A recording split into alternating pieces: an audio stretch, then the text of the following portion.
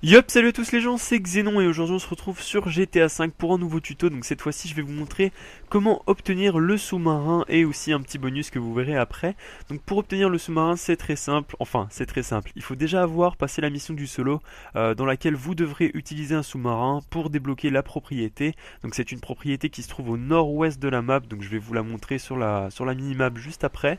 Donc vous allez acheter cette propriété qui coûte 250 000 $ et une fois que vous l'aurez en votre possession, le sous-marin va apparaître juste à la droite du quai. Donc ensuite pour récupérer le sous-marin vous avez juste à plonger dans l'eau, à remonter par-dessus le sous-marin avec la touche carré ou la touche X sur Xbox, et ensuite vous faites comme avec n'importe quel véhicule, vous utilisez la touche pour rentrer dans le véhicule et vous serez en possession de votre sous-marin que vous pourrez utiliser pour aller visiter un petit peu les fonds marins.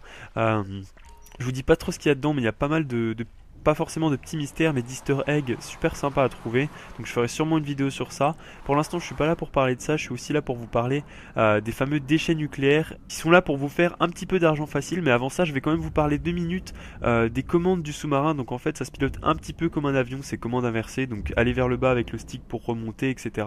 La seule différence avec un avion c'est qu'en restant appuyé sur croix, donc qui est le A de l'Xbox, vous coulerez, vous irez plus loin sous l'eau, et en restant appuyé sur carré ou sur la croix de l'Xbox, justement sur le X, vous remonterez à la surface. Voilà, c'est la seule différence qu'il y a avec les avions. Donc ensuite ces fameux déchets nucléaires, alors vous devriez les trouver assez facilement étant donné qu'avec le sonar, donc le sonar qui apparaît en fait sur votre portable quand vous êtes dans le sous-marin, chaque point rouge en fait ce sera un déchet nucléaire ou un autre truc à trouver. Il me semble qu'il y a 2 types de trucs à trouver, mais normalement moi ça m'a toujours mis les déchets nucléaires au début. Donc vous allez dans la direction du point rouge et évidemment le point rouge en fait il va pas apparaître tout de suite, il va pas se rapprocher tout de suite de vous. Ne vous inquiétez pas si vous allez tout le temps dans la même direction et que le point rouge ne se rapproche pas du tout sur le radar, c'est normal. Il restera à peu près au niveau du troisième cercle tant que vous ne serez pas très proche, et ensuite une fois que vous serez très proche de cet objet il sera beaucoup mieux indiqué sur le radar. Donc ces déchets nucléaires, ils apparaissent en surbrillance, ils sont assez faciles à repérer, surtout avec le sonar. Vous les ramassez et chaque déchet nucléaire vous rapportera 23 000 $, sachant qu'il y en a 30. Donc ce qui fait un total de 690 000 $. Si vous les ramassez tous, c'est quand même non négligeable.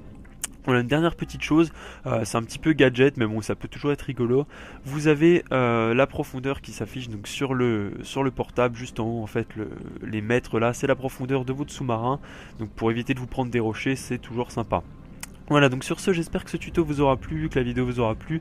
N'hésitez pas à mettre un petit like, à partager la vidéo si c'est le cas, et à vous abonner à la chaîne si c'est pas encore fait. Sur ce, mais moi je vous dis à la prochaine, portez-vous bien, peace.